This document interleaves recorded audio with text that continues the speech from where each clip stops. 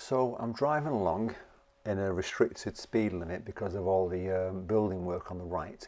It's a 30 zone, I'm doing 28, 29, occasionally dropping to 27 when I don't realise and building my speed back up. Now, it's quite a busy road usually, and there's cars approaching every now and then, and behind me I've got a car, you're going to see me in the next minute, overtaking dangerously, and I just don't understand why people would take that risk, because at the next stretch of road it goes back up to national speed limit, and then here he comes. You'll just see him in a few seconds. He'll overtake the car behind me, and then he's having to quickly come in and brake hard to avoid the red car and to avoid hitting anyone at the same time. So why would you put yourself in danger? Why would you endanger others just for a few seconds to get ahead?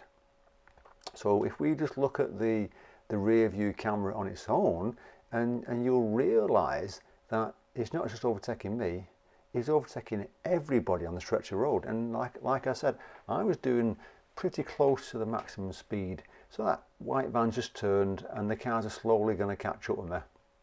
So I'm doing about 29, 28 ish.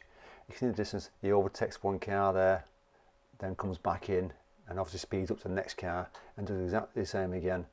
Here he goes again.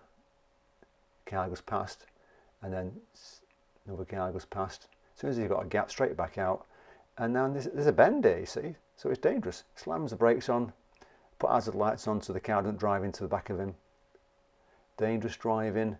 One day he's going to do that, and unfortunately he's going to have a serious accident. So don't drive like that for whatever you do after you pass your test, because you'll be involved in a serious accident. Take care, safe driving everybody.